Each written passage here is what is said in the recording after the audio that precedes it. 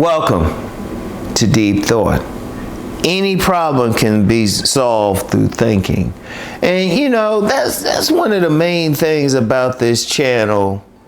You know, it's not like different metaphysical ideas or, you know, different schools of thought or anything. Well, maybe you could call this a school of thought, just talking about just thinking.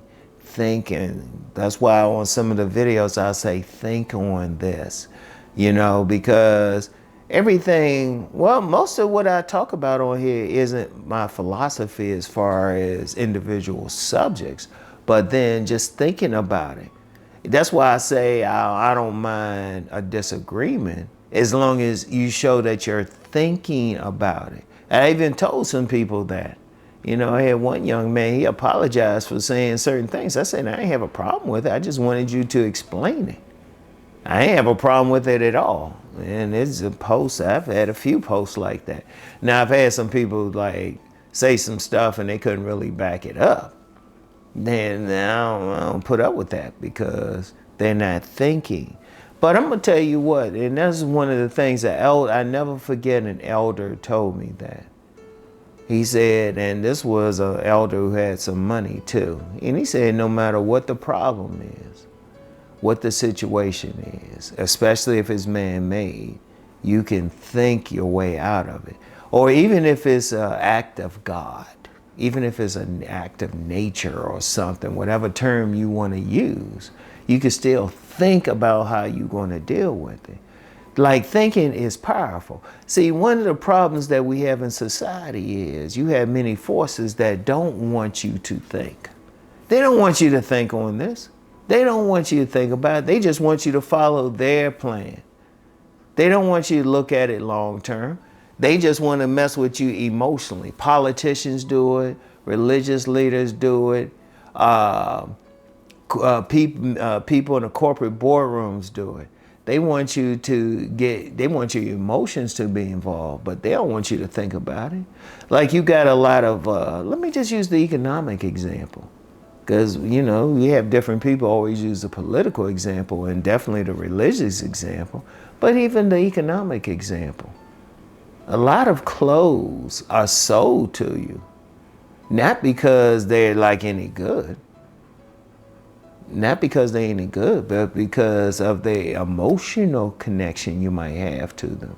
Trust me, they'll sit around in an office or in a boardroom and think, oh, okay, how can we emotionally get these people to buy this? That's part of the thing with propaganda. Let's get them emotionally. Because if they really think about it, why would they buy this? You know? Why would they buy this? You don't have to have a name on it. Like, I'll use the example. People have seen me in the shirts I wear on my other channel. And there's been many people say, hey, that's a nice shirt, that's a nice shirt. They ain't that name brand, they store brand shirts. But they don't look any different from a name brand shirt. They just don't have like a symbol on them or anything, right? And they still good. They still good. In fact, a lot of times when we buy name brand stuff, versus a store brand stuff, they made by the same people, just a different name put on it.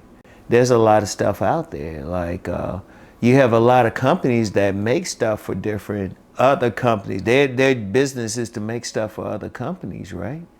And it's the same thing. It's the exact same thing. Only difference is the name on it. People not thinking about that, you know? They might buy a store brand food or clothing or something like that and thinking, oh, well, no, I don't want to get that, or that's cheaper or something than like this fancy name brand. And it's like the same material, the same exact people are making them. But people aren't thinking about that. They have an emotional connection to the name brand. So think about it. People, my whole point is people don't want you to think. But when you start thinking about stuff, you can solve problems. I don't care what the problem is. You have a problem, sometimes you got to sit back and think on it. And I've said this several times, unless it's a situation where you got to solve that problem right there on the spot, even then you're still thinking about it. You got some time. It's like, well, let me think on this. Like the elders would say, and I've said this several times, they say, hey, let me sleep on it. See, they were smarter with it. But see, in the age of television, social media, they can advertise to you right there. You know, a lot of people just going with something. They don't realize it. Like, and I've talked before, like, about the situation when I was in high school, and our teacher wanted us to watch the ABC. It was specifically the ABC Evening News, but didn't want us to watch the news. He wanted us to watch the commercials. So I learned way back there in high school. It's like, oh, wait a minute. Even now, even to this day, I'll be paying attention. I was like, oh, all these commercials and stuff. I'll be watching a sports game and all these commercials and stuff promoting some type of medicine or something like that. And I was like, okay. And I'll be even watching who they have as actors. Okay, they got this beautiful person or they got this regular person on there. Okay, who they trying to sell to? And I pay attention to it all because they don't want you to think. They want to get into your emotion. Because if people start thinking about stuff, they will buy stuff. Like you get certain phones. I ain't gonna call out the phones, but I've noticed something. You know, they always changing the phones like every year. It's like, oh, get this and get this. I'm like, for what? The phone I have still working. Like I know somebody who has a certain famous phone and he got that back in, I don't know, 2010 or something. He got that back in 2010. He's still using it. He hasn't changed it yet. But he's a thinker though. He's like, well, that still works. You know, usually when I buy stuff, I don't buy stuff unless, you know, what I have isn't working anymore. Now, unfortunately, you have some of the economic powers. They have built-in obsolescence. They want it to stop working so you'll get the new one. But then there's some stuff that is going to work as long as you keep it in good shape. It's going to work for a long time. So you think when I buy something, I'm like, okay, how long will this last? What can I do? In fact, I was joking with a lady friend last night about her car. She was like, it's still working.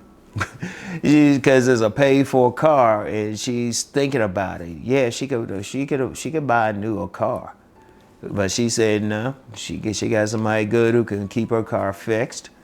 She keeps the things fixed. In fact, I remember a car mechanic actually said to me one time. He actually said, as long as you keep the oil and the air filter changed, you can keep that car for a very long time. But you get some people, of course, they want to buy that new car, or you know, and that's how they keep people going. They're not thinking, you know. But if you start thinking, you can solve a lot of problems, money problems, relationship issues. If you're thinking about why you going through this relationship thing. You know, like I always said, if you had 20 people who rejected you, you know, only thing they had in common was you. You need to think about that. Like, what is it that you're doing? And I don't care what the problem is. If you think about it, it can be solved. I want y'all to think about that, all right? So anyway, think on this, all right? And I'll get back with y'all. Peace and blessings.